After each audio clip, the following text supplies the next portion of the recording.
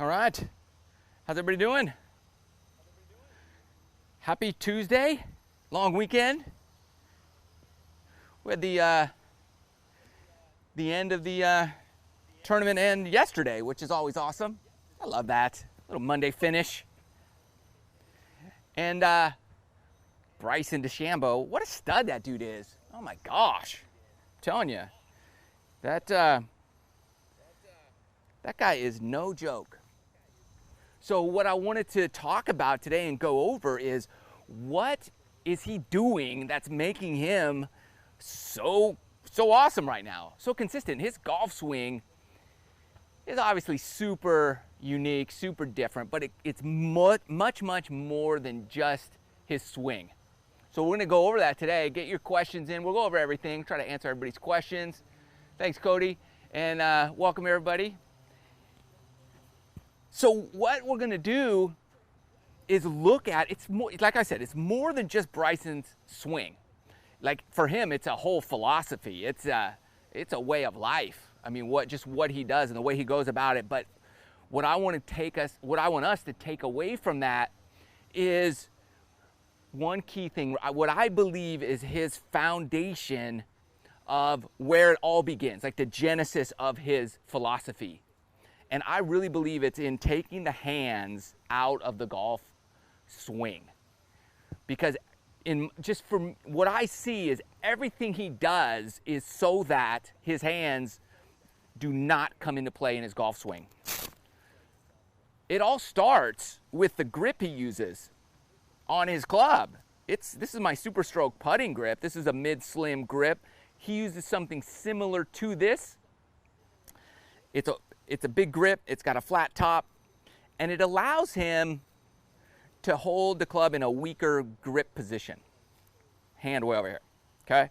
That's where I believe it all begins, because you can get a firm hold and really weaken that hand down here, and it allows you to not have too much hand rotation, especially on the backswing. So it starts there.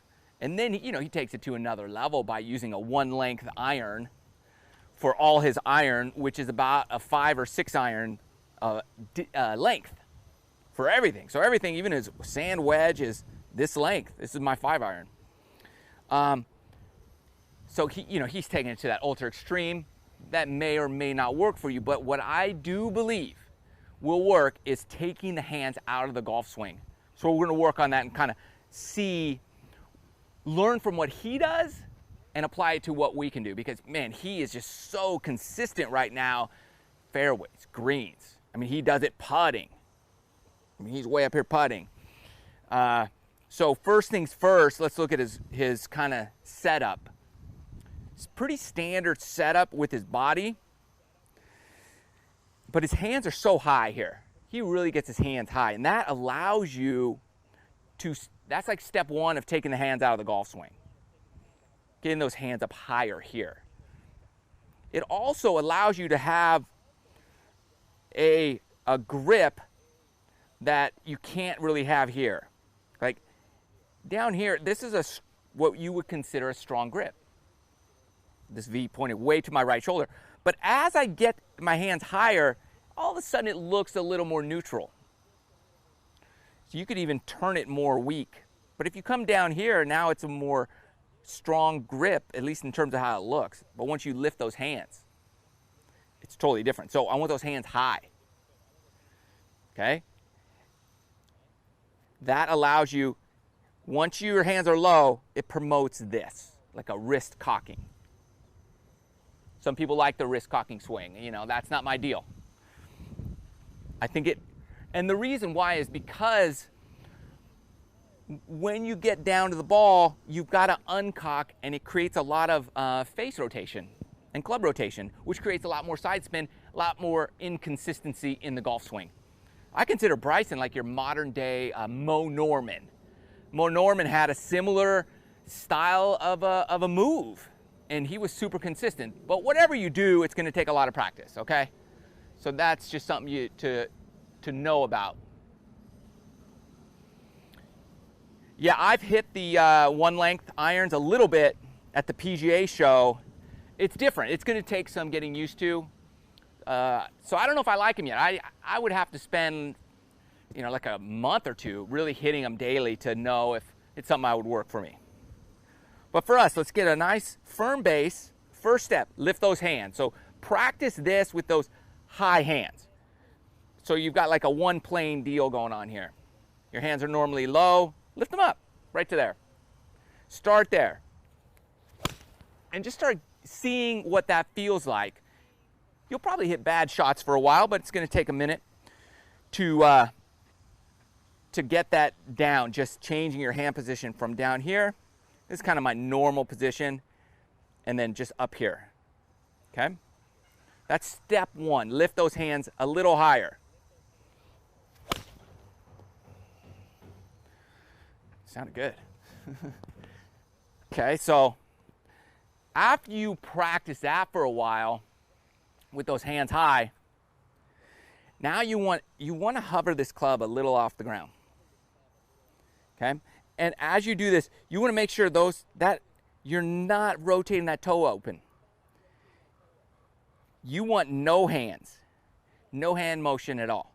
I don't want to rotate my forearms. I don't want to rotate my hands at all. I really want to practice, and just practice in here first. Okay, high hands, hover that club, and then just do a little of that. Just make sure nothing is rotating except, you know, your body. That's going to help. That's where we want to begin. Hey, John from the UK. How are you? Canul? Yeah, Mo, definitely. Look, you sound a little like, yeah. A lot more people are going to be interested in these one-length irons now. The more Bryson wins and the better he does, the more press he's going to get with the one-length irons, for sure. Here's what I would do. First off, okay, if you're going to try his swing with a bigger grip, so find his grips online. Super Stroke makes a bunch.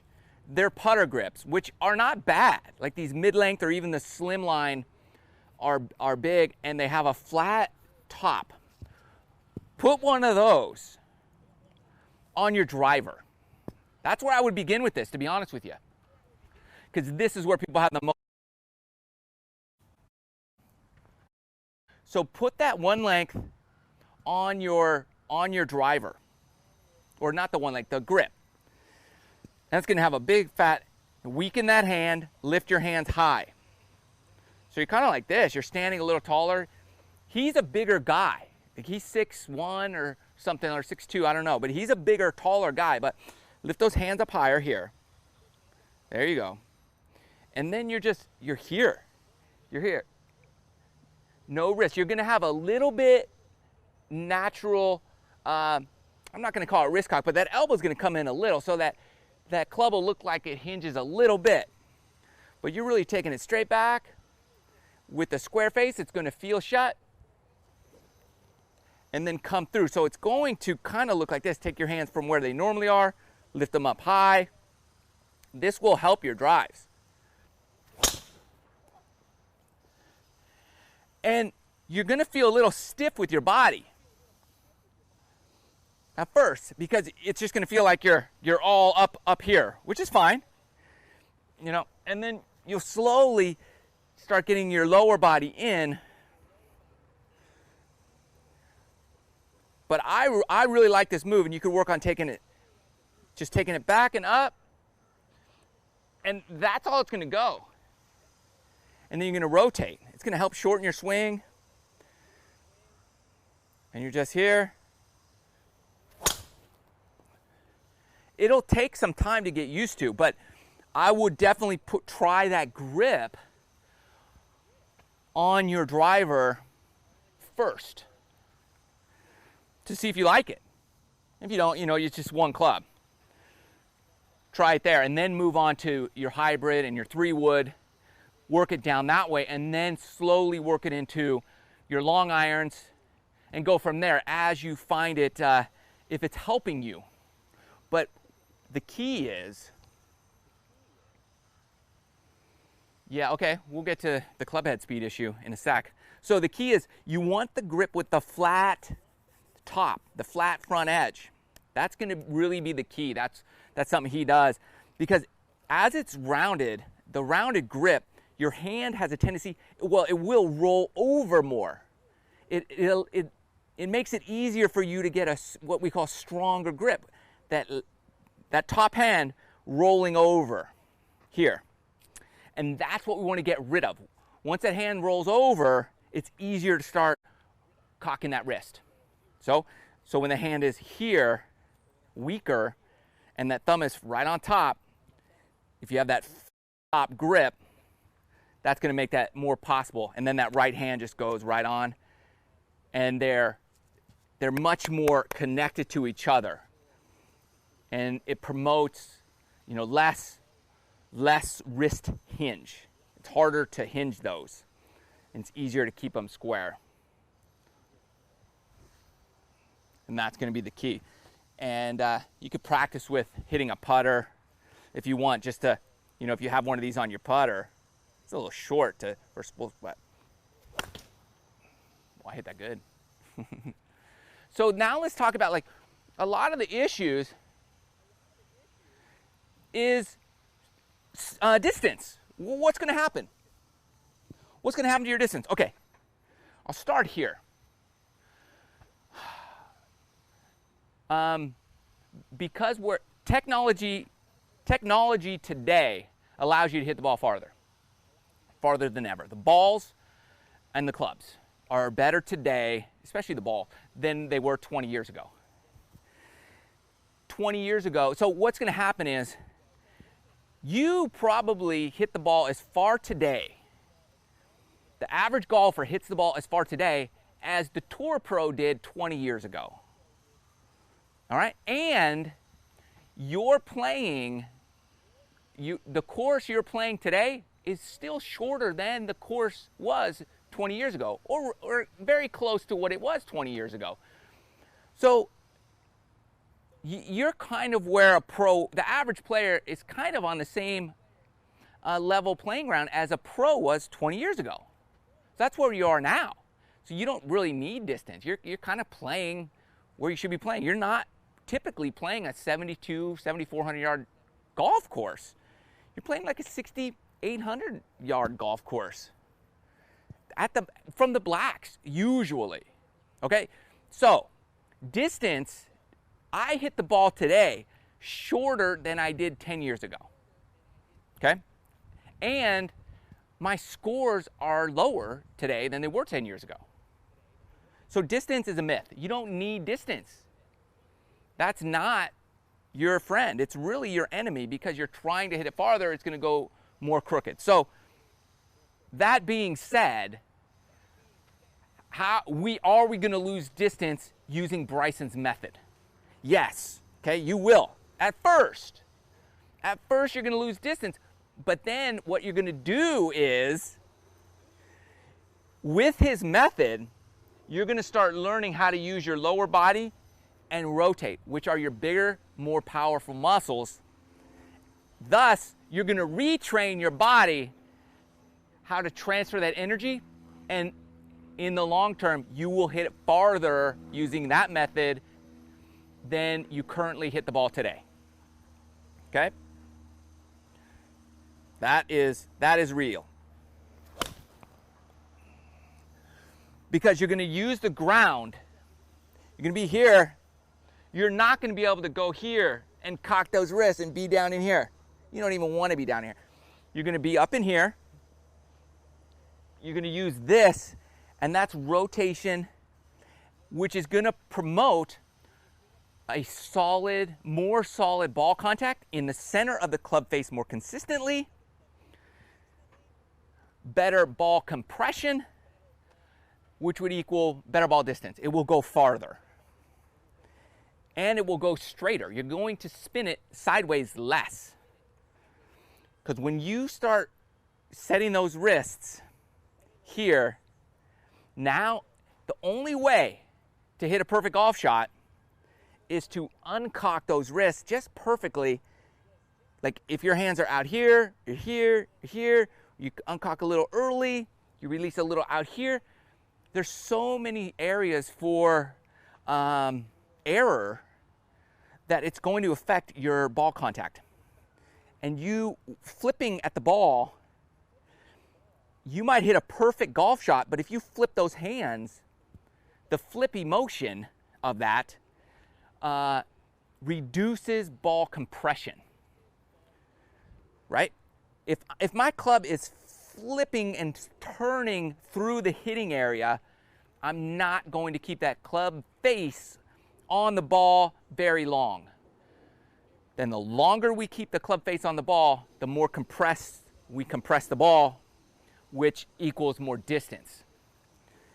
And so the less hands going through the ball, the more compression.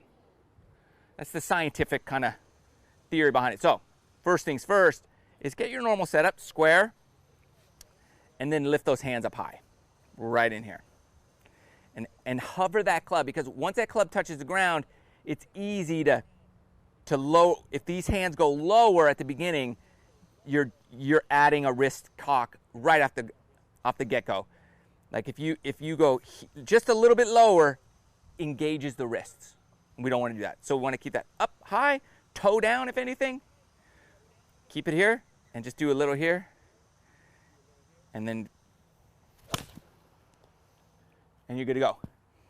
And if it starts going left, get more rotation. And just, it will be weird at first. Just that move alone will be weird. Yeah. Okay, I'm just going through your questions here.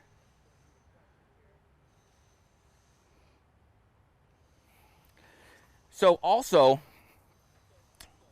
you'll notice when he sets up, his front shoulder, his left shoulder, he turns it out. So his left arm is higher than his right arm. You see this left arm all the time. You kind of want to see that in most golf swings, but his is a little more. So he's a little shut, it looks like, right? So he's really getting this here. You know, that might even be enough, but something like that.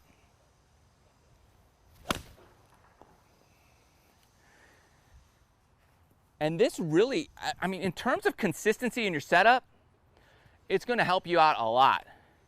You're really going to be able to just set up, and then boop, you're here. Like here, I could be, you know, there's all kinds of variations here, but once I'm here, I mean, that's pretty good. Like that club is flat on the ground.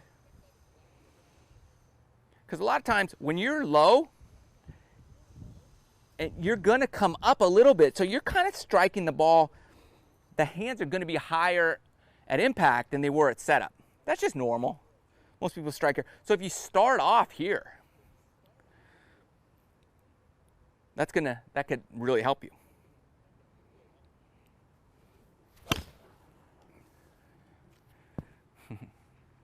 Somebody asked me, and this is a good time to kind of address it, with the video I posted about the grip the other day.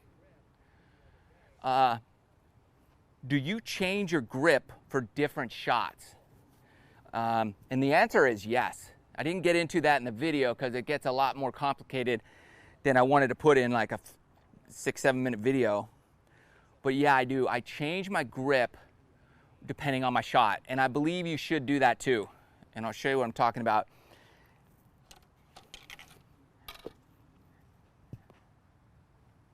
And, oh man, uh-oh, things are overheating again. Hopefully we're still good. Let me know if something goes haywire here. This is not good. All right, so, I'm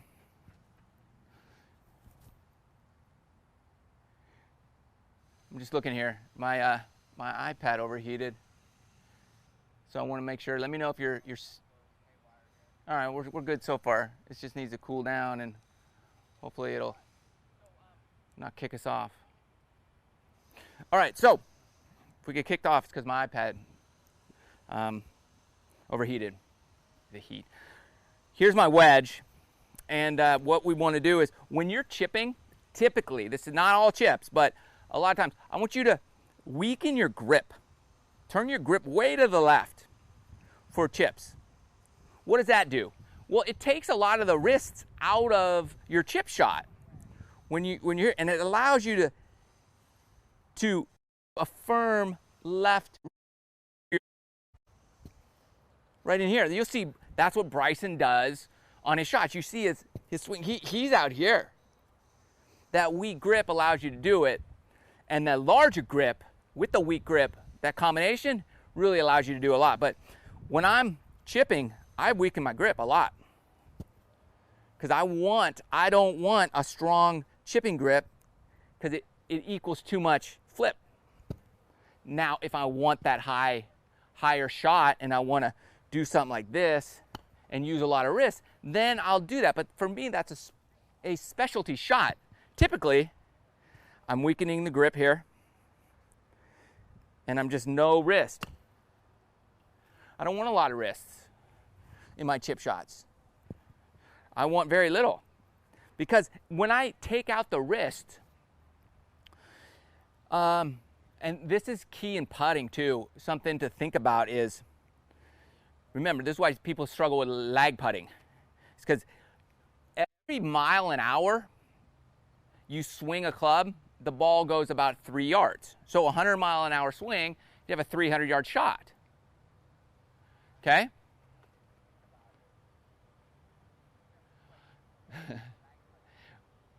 So if I have a 30-foot putt and I add, and I'm hitting a swing here for a 30-footer, and I add a little bit of wrist, I'm adding about 3 miles an hour. So the ball could go 3 yards farther. That's 9 feet past the hole. I don't want that, just by adding a little wrist. That's why you want to eliminate wrist in especially your shorter shots. If you're doing a full swing, I'm not so worried about a little bit of wrist in my 7-iron because I'm really going to max out with a certain amount of club head speed. But on my chips, the same rule applies. If I add wrist, you might wonder, hey, why did my chip go 20 yards farther than last time? It's because you added some wrist, which probably added 5 miles an hour. So your chip is a lot farther sometimes than others because you're adding wrist. So weaken that grip, and then you're just swinging your big muscles. That I can control. If I always practice that and I always do that, then I'm always controlling my speed. And that's just a little pitch. Like this underhanded, you see people do this like that. I can control that. There's not going to be a big variation in distance if I'm tossing this. You know, you ever play what is that game, bocce ball or something, you're tossing those sandbags? I don't accidentally throw it 10 yards past the thing, right? You're pitching horseshoes. It's not like one hits the stake and the next one's 20 yards past it, right? That doesn't happen. You're close. You're within a yard. So you can do that in golf if you take out your hands. You don't want to add, all of a sudden you're like, whoop, 40 yards past. You don't want that. So weaken that grip for your chip shots. Really get it weak. That might be not doable, let's say, in your driver, because once you weaken that grip too much, especially if you add any rotation, that club's going to be wide open. You're going to just miss that thing all over the place if it's not normal. But in chipping, it's not going to happen. You just weaken that short little swing, and you're good. That I can do that all day long.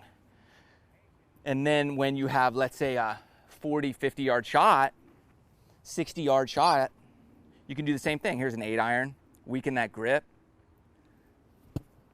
and I'm just keeping a firm wrist, and I'm going right through there, weakened it a ton. Not worried about it slicing because I'm not going to take too big a swing. That's the same swing, except that's going to go 50, 60 yards. So that's why I'm big on changing your grip from shot to shot. Like my normal grip with my 8-iron would be here. My chip shot with my 8-iron, I'm going to weaken that over here.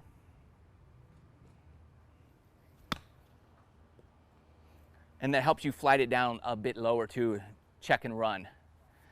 So yeah, I would weaken my grip depending on different shots, for sure. A box fan on your equipment. All right, box fan, I'm gonna look that up. This was the first time my iPad overheated. Usually it's one of my cameras, which is my phone for one camera. The other camera won't overheat. It's a mess. But I had the iPad sitting right in the sun. All right, so I believe that when you weaken your grip, if you're using the same grip you're always using, and you add any rotation, the club's gonna be wide open, you're gonna miss way right, way right. So if you hook the ball, it's something to practice for sure. So remember with Bryson, it's not only weaker grip, it's weaker grip with a fat grip, also with a no wrist rotation at all. And this could really help you too, because if you have any wrist rotation, you probably miss right. So you're eliminating left. And then when you miss right, you just say, hey, I had too much wrist rotation. I must have had some wrist rotation. And you can slowly correct that as you're playing, especially out on the golf course. I find when I'm playing, if I'm missing right on the course, I can correct that as I play. If I'm hooking it, forget it. Like, I'm not gonna fix that while I'm playing golf. It's just not gonna happen. You know, I've got to come up with a Band-Aid solution out on the golf course when I start hooking it big time. High hands, that's gonna be the key, high hands. Here. And something that could help you for sure is I always do this drill. Get your stick and just grab it here, your alignment stick. This is gonna help you get those hands up. Now it should just go right along your left arm. And then now if you have rotation, that stick is gonna point too far that direction to the right. No rotation. I want that stick staying right down my toe line. And you're gonna go through there. This is how you know if you have any rotation. You're up here. Just do little swings and practice it. And if that stick starts whacking you in the side of the body, what that means is you're adding rotation afterward. You don't want that. It's straight here. You want body rotation. So that's going to be something that's definitely going to help you out. Okay, let's get to some questions here. All right, my iPad's back up and running. Hopefully we're good. Hopefully it's still live and well. All right, we're good. Is there a drill for a full swing tempo? I can only hit it solid half and 3/4 shots. My full swing goes as far or shorter than my 3/4 swing. Seems like getting nothing from making a complete backswing. Okay. Trigger on my backswing, right arm above. Okay, we'll start with that first one here. Let's see. Is there a drill for full swing tempo? There's a lot of drills for full swing tempo. Now you're also saying that you're getting basically the same distance from a 3/4 swing as a full swing. So I always say, look, if you're getting the distance you want from a 3/4 swing, stick with it. Stick with it. Don't even worry about fuller swings. And you got to make sure though, is it truly a 3/4 swing? Because sometimes I'll do a 3/4 swing. Just comment like this is going to be my 3/4 swing. But you look at it, you tell me if it looks like a full swing. To me, that felt 3/4. But I bet if you look at that, you're like, nah, it looks full to me, Matt. You know, so you've got to really know, is it 3/4? Because sometimes a 3/4 equals, I'm looking at right there. It looked 3/4. All right. But I like that. I love 3/4 swings. So if you're getting good distance, I would stick with it. But we're talking swing tempo. How do you get that swing tempo? What's a great drill to work on swing tempo? So everybody's going to have a different tempo. Everybody has a different rhythm. Everybody has different timing. Look at Nick Price, just super fast. Everybody's different, right? Some are really slow. Like there's an older dude a long time ago. Or look at Hideki Matsuyama. He's like, you know, he stops up there. Man, I tried to do that a long time ago. Man, I would be like, I mean, that messes me up. So you gotta, first of all, know what rhythm works best for you. You can use a metronome, that tick, tick, tick, tick, tick, tick, and try to sync it up. Some people listen to music and just get a song that is kind of the rhythm. Sometimes people say names, all right? So that's the easiest one for me. So find a name. Let's do Arnold Palmer. There, you know that guy's name, right? So that's gonna be my swing. So what I'm gonna do is I'm just gonna go Arnold Palmer in my swing. That's something I learned, man, right when I began golfing. And so I would find the name that would work best for me. So here we go. Arnold Palmer. Okay, that's too slow for me. I don't like that. So the first name is too long for me. Okay, so Arnold, that's 2 syllables. Palmer, 2 and 2. Let's go 1 syllable, 2 syllables. So I like one of my favorite golfers, Lee Trevino. Let's try his name. Okay, so I'll do that. Lee Trevino. I like that. I had a better shot. So I would pick a name that works for you. For me, Lee Trevino. And that's your swing, like Lee Trevino. And then just practice that, and that's your name, right? That's your name. So sometimes, this is gonna sound weird, but I do this, okay? I have like Lee Trevino, but sometimes Lee Trevino lets me down. Hate to say it, Lee, I love you, buddy. You're one of my favorite players, but sometimes I'm on the golf course and I'm playing poorly, but I'm thinking the whole time, Lee Trevino. And I miss the green. I'm like, ah. And so 3 or 4 holes go by, I'm like, dude's not working for me. So I'm gonna go with someone else. So Lee, you're out. You're riding the bench. You're on the bench. So now I think somebody else's name. All right? And I'll go with somebody else. So who else we got? Who else do I like? Okay, Lee's out. I'm going Jordan Spieth. Let's do it. Okay. So now I'm thinking Jordan Spieth. I just changed it up. Jordan Spieth. See, this time I went 2 syllables back, 1 syllable forward. So it's a little different rhythm. So maybe that's going to work for me today, and the other one didn't. So that's kind of where I go, especially when I'm on course, and that's where we have the biggest issues, is our rhythm on course. So try that. Let me know if that works for you, all right?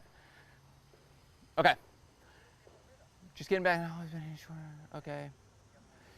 Try and bring the club up to about 80 degrees, 90 being vertical, 30 with 3/4. I want to get to 150.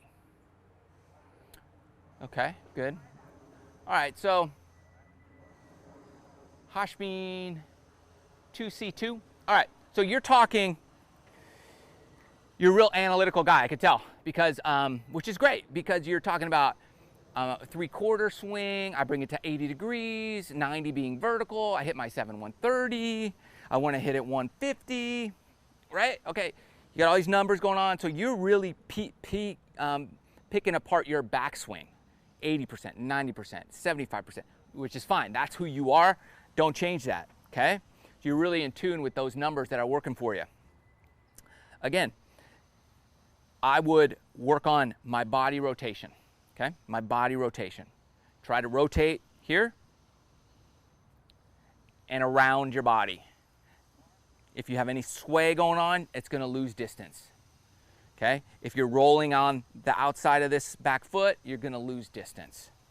Okay, keep that foot up and really rotate. Keep that back knee bent also. All these things are going to help you stay over the ball and get better compression. Okay, try to take those hands out of the ball. And here is a drill that's going to help you since you're just getting back into it. here's what I would do if I were you. Okay? I would take it to 50%. Okay? No wrist, 50%, and rotate through and hit the ball and full follow through right here. And try and see how far you hit it. And just continue to try to increase speed from that position. Okay? 50%, all arms. I'm not really turning, I'm turning a little. 50%, you could turn a little. 50%, and then engage that lower body, fire through, finish on your toe. Do that like about 1,000,000 times. Not in one day, but work that out, and you'll start increasing that club head speed. All right? 8 iron 130 is perfect. That's awesome. Okay, I have a 56, 10 degrees of bounce, and a 60-10, but I seem to hit crispier chips with my gap wedge, but just don't get the spin. Why do I hit it better than the others? Okay, Josh, you're 56. I'm looking at that. That's a sand wedge, okay? Your gap wedge would be the 52, the 50 or 52. I don't know if, but I seem to, okay, I have a, but I don't get the spin. Okay. Right here. So I'm going to assume you're saying your gap wedge is your 56 10 degree. Here's what I would do. Okay, let me find my gap wedge or a wedge here to work with, and we'll get to it. This is a 54. This would be a sand wedge or, you know, whatever. Josh, they are Mac Daddies. Mac Daddies, you should get a lot of spin. Okay, I would, whatever you consider your gap wedge, I would open the face a little bit. Okay, open that face. And then what I would do is I would bring that inside. Try this, okay? You're gonna bring it inside and rotate through. But you gotta open the face when you do that. Okay, open the face a little bit, and you're gonna take it back, bring it inside and around. What you're doing is by opening the face, it's not gonna go right, okay? It's not gonna go right, and it's not gonna go higher, okay? What it's gonna do is, it's only gonna go higher if you take it outside, okay? If you open the face and take it outside, you're hitting a high shot, all right? Just let's figure this out. If you open the face and you bring it way inside, you're hitting a lower shot, but it's not gonna go right because your body's gonna rotate. Okay, what you're doing is when you open the face a little bit, you're enabling yourself to swing a lot faster, creating more spin. Because what I'm guessing is when you use that 60, you have a lot more loft, so you're hitting it, you're swinging faster, the ball is going a little bit higher, and then you're getting more spin. The lower lofted club, you want to get more spin on it, open the face a little bit, because then you could swing faster, and it'll go the distance you want, or the shorter distance. Okay. Take under the ball, it pops up. Okay. No what? When I take a lob wedge with a tight lie, I tend to get under the ball and it pops up. Any tips? Okay. Tight lie. Tight lie. So I don't know, Kanal, Patel, I don't know the loft of your lob wedge, which is fine. But when you're on a tight lie, I would take less loft and open the face.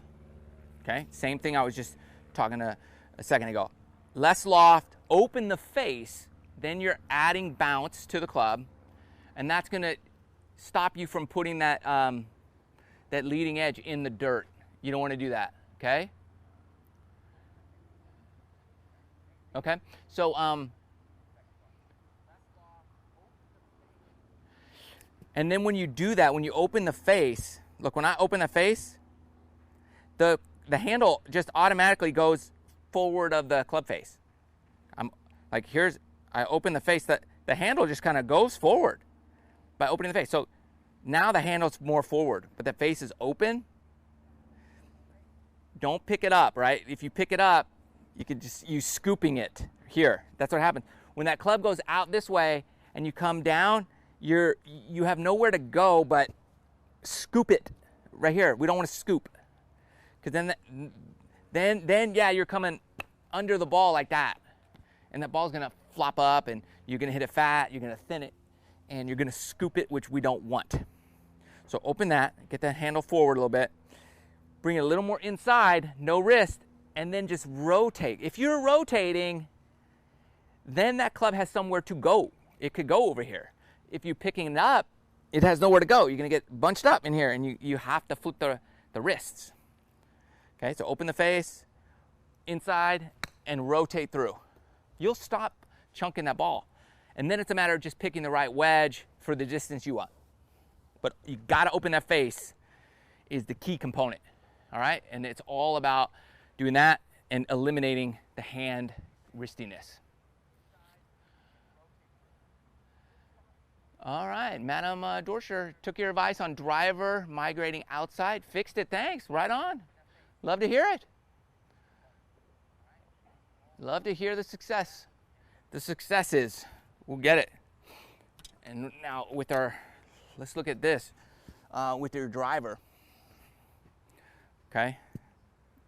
When you lift those hands up like Bryson does, it's easy to take that straight back. That's gonna be a lot easier. When your hands are low, you know, it's easy to come way too far inside here because you're flipping that, you're getting in here. It's easy to get cupped back here. You don't want any of that. I mean, people do it. I know people do it, but in the long run, it's gonna mess you up. It's just not going to be consistent. Okay, yeah, here we go. We're talking about that right now. What's your name? Crash and Bernie? Any tips on keeping the driver faced closed? Yeah, okay. So what happens is this is the myth of golf. Everybody says, turn that toe up, okay? Don't ever do that, okay? Practice this. Turn that toe down. That's what you want to practice. Practice this move here, okay? I'm not saying do that all the time, but instead of here, okay? You don't want that. Practice here. Keep that toe, take that club back. I want you good setup, hands high. And here's the drill. We did it earlier. Get your alignment stick, hold it in here, okay? Like right in the middle of it, it's gonna be good. Now, if I rotate my hands and open that club face, that points to like my head, my shadow of my head, way out there or by the ball. It's out here. If I shut the club face, it comes down, okay? So I want to keep that face square. I don't want this out here. I want that stick to stay under my arm. And then that's how my club face is staying shut. And just practice doing some swings like that. Keep that stick under that arm, right? You're gonna mess up for sure, especially when you're looking at the stick. But it's gonna help you keep that face closed and do short swings, not hard at all. You're just trying to feel it. When you get over it, take it back. Feel this, okay? So it's like, here's how you rev up a motorcycle with your left hand, boom, right? Whatever hand you do it with. Let's say it's your left hand. I don't know. You can do the opposite of that. You're gonna rev it down, rev it down. So as you take it back, my hand is going down here. And that gets you that bowed wrist as well. So rev down, okay? As you take it back, rev it down that way. That's gonna close that club face. And it's gonna feel very, very awkward. But if you're opening it too much, what's gonna happen is you're going to probably just be right where you need to be. And it's gonna feel like you're shutting it, And that would be my guess, is that you're going to feel like you're revving it and closing it on the backswing, but in reality, it's gonna be perfect. It still might be open. You know, feel and real aren't always the same thing. So I'm gonna feel like I'm shutting that face on the backswing, but in reality, it might just be perfect.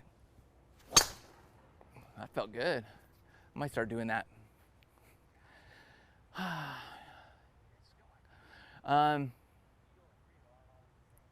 Okay, Hasty J just got his question in. I'm new to golf. How do I make solid contact with irons? I'm either making a huge divot or hitting line drives. All right, common stuff. I've been there. All right, huge divots equals you're coming straight down on the ball. Okay, so you're here and you're coming straight down, bam, you're sticking that thing in there. Or you're coming down with your club and you're coming up with your body, equals thin line drive. That happens all the time. All right, so here is what you want.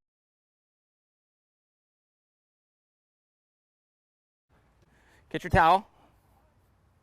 All right, roll it up. Roll up your towel. Shirt's all wet. All right. Here's gonna be your drill for you. Okay. What you're gonna do is you're gonna put it down, not straight, but you're gonna turn it like that. All right. That's you. This happens all the time, especially with people learning or new to golf. Go 45 for now. Okay. This is what I want. I want that club to come back. Your first takeaway is in here, and then you're gonna try to swing out this way. Okay, so you're gonna set up square. Your club face is square. Everything's perfect. You're just gonna bring it way inside and push it outside. Okay, this is your drill. In here and out there. You cannot get steep on the ball by doing that. And I want a short swing, half swings on this. Start away from the towel, and it's just in here. Don't hit the towel, and push that out there. Okay, that's gonna be your drill. Always finish on your toe too. Okay, but you really want to work that club inside to out for now, until you stop taking those big divots. Then hit me up and we'll get you the next phase of this, because you don't want to swing like that forever. Actually, it's not bad, but that's the drill that's going to help you stop digging into the ground.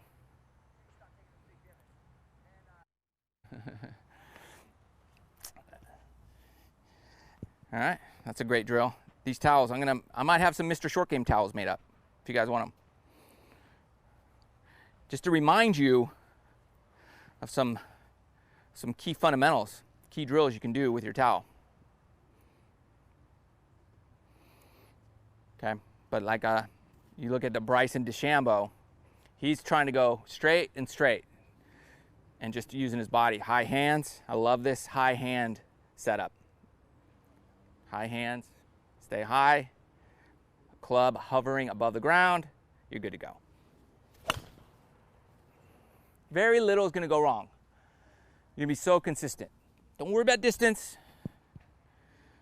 Don't worry about that.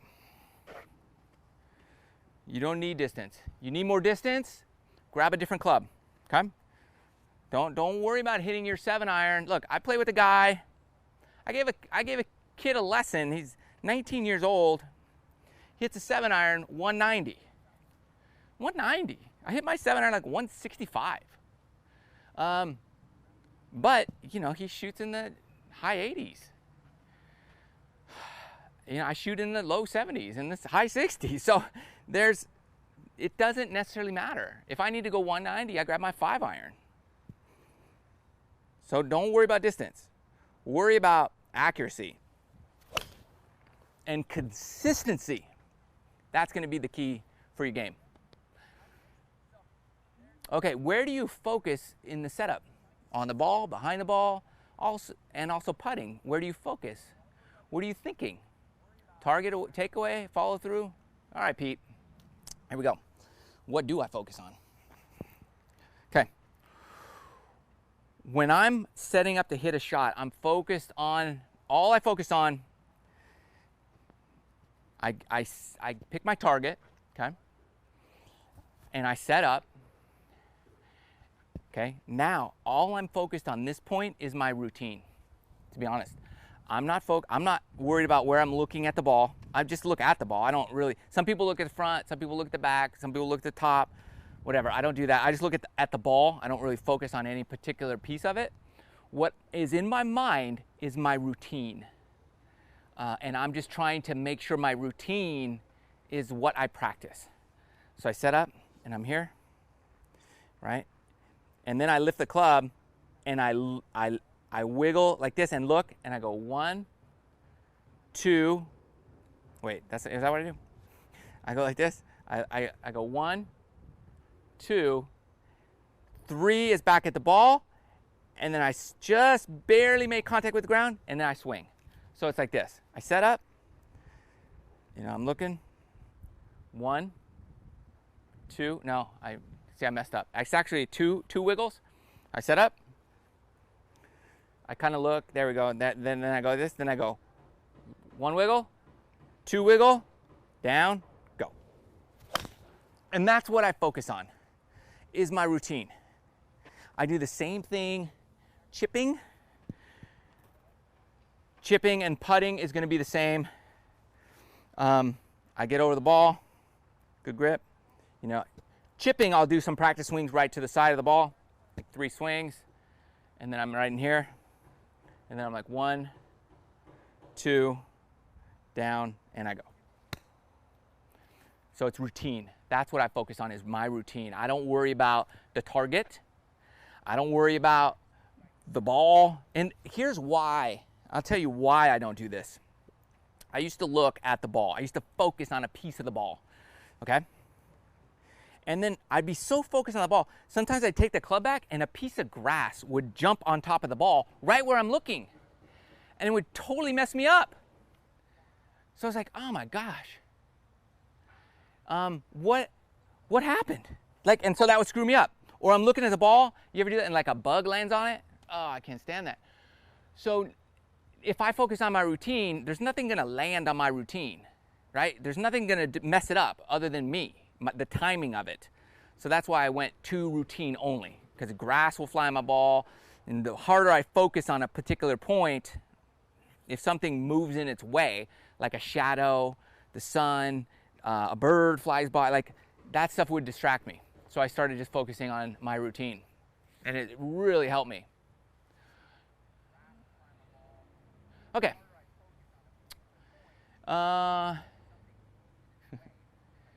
Thanks, Nick. Nick's trying to get me some likes. Come on, Nick. If you hit that like button, you get a free Pro V1. Well, Nick's going to send everybody Pro V1s. Thanks, Nick. Okay. All kidding aside, why do I have no problem hitting my driver right to left, flight, and my irons are blocked and short to right? Okay, so look at that. So typically, if you're doing that, if your driver is going a little right to left, here's what's going on. Usually this is, okay, watch this. So you're hitting your driver, perfect little right to left shot. Remember, your driver's more forward in your stance. It's probably off it should be off your left ear. So you're coming inside here, and then by the time you get to the ball, your club is squared up, which is gonna create a little inside with the square face, gonna create a little right to left shot. Even if that face is slightly open, you're good to go. However, now I got a 5-iron. Now that ball position is backed up, let's say center my stance. So now I've got the same swing path. I'm a little too far inside out. And thus, the club is still, it hasn't squared up yet. So that ball starts off right and stays right. It's a block or a push. And so I would work on my takeaway being a little straighter back. And then when you come through, that club should get more square up. So I would get my towel here, okay? Just put it on this side. And work on this with your irons. Sometimes we just get too far inside. Put that towel here, okay? And so I'm trying to take it back here and up. And that way that club can travel more, less from the inside. Because the more from the inside, you're gonna start pushing that. So keep that towel there. Try not to hit it. Take it out here. And what we want to do is get those irons to start straighter. So try that. Try that. That should help you out. I would imagine you probably have a pretty good swing. You're just getting a little too far from the inside.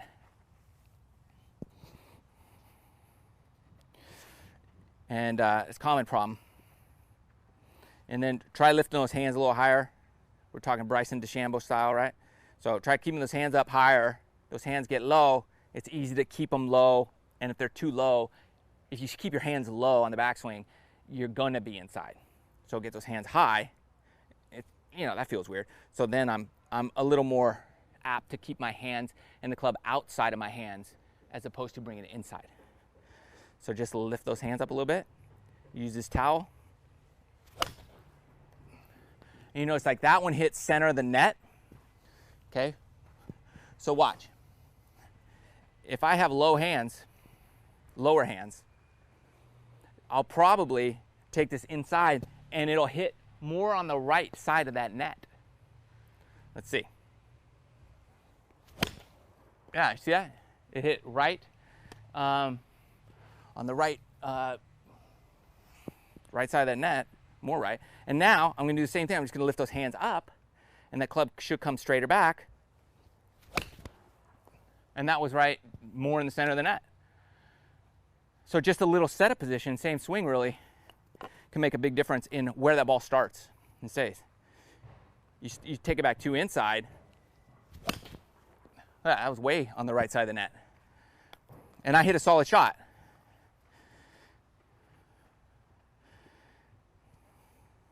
And then same swing, lift those hands high.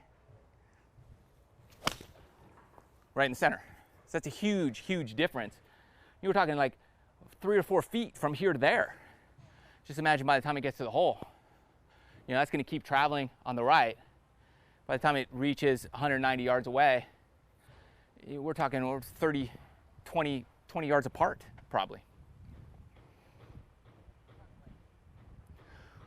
Hi, why don't you wear gloves? Does it really matter? I do wear a glove when I play. I don't when I'm here. I don't know.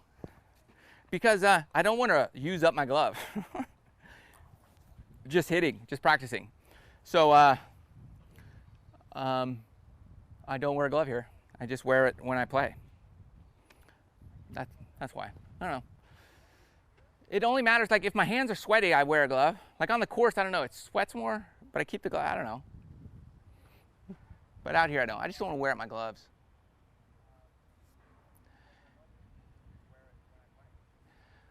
All right. His swing. I found that the less tension I have, the more consistent I hit the ball. That's true, Mark. Okay, so Bryson's swing, you're right. It looks very tense. He looks up here. You're right. It looks robotic. But you can't argue with his results. That's for sure. He's getting some solid results. He's like the robot machine. So, yeah. That's if you're loose here and you're more, do it, right? But what we're trying to do is eliminate the hands.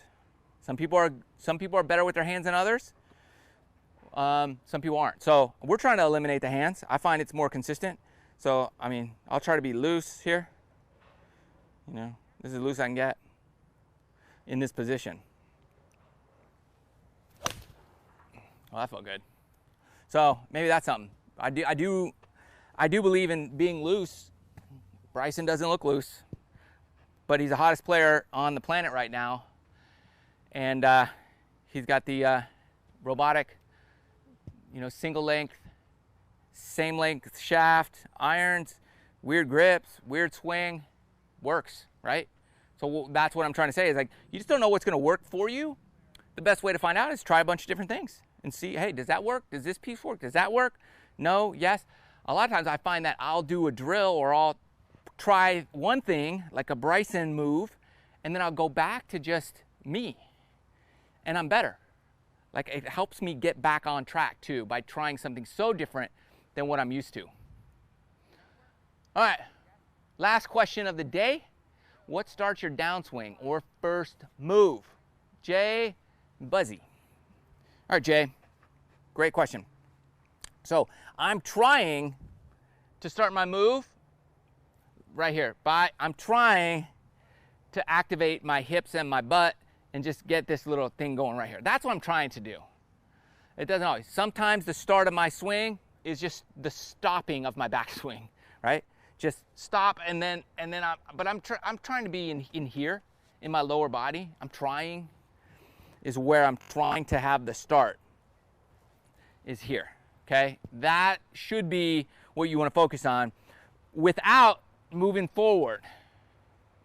Don't move forward. Rotate, okay? So it's here, rotate. That should be, in my opinion, your first move. You know, you can wait, you can be patient up here, let it all stop, and feel this club fall. That sometimes is a great first move, is just to feel like it's doing that. And then that could be the start of your swing. Sometimes I go there. If I'm hooking the ball, that's how I do it. I take it back and I wait to feel this, and then I go. And that would look like this. Now, it didn't look like I did it in my practice swing, but that's what I feel like it's doing in my swing, if I just wait on that. So it depends on really what is happening in my swing will determine the feel of my start of my downswing. Normal, it's just here, and I'm just trying to rotate my hips around like this. Okay? So it's either that or I feel the hands drop down here and then I turn. Just depends on what's happening in my shot that day. And then those would be the two feelings of what starts my downswing. But it's never, ever pulling down. It's never pulling down. That would be death, because you're gonna come in here and you're gonna pull down. You're just adding places where you can make mistakes. And most of us don't practice 8 hours a day, so that's not going to be a consistent move. It's going to get you in more trouble. You're going to get stuck. You're going to get in here, and then you're going to flip, and you're going to do all kinds of stuff that you wish you didn't do. So I just never, ever pull down. All right. I think that's it for the day. Got a new video coming out tomorrow. Thanks for supporting the channel. Please pass it around. Tell your friends to subscribe. Just trying to make good content. Whoever gave me the thumbs down, I'm coming to get you. I know where you live. I don't, but I got a friend who knows how to find you. I'm coming after you. Anyways, just kidding. Not really. Anyways, thanks again. We're out for today. I love you guys. Thanks for the support. We're gonna keep jamming, all right? We'll see you next time.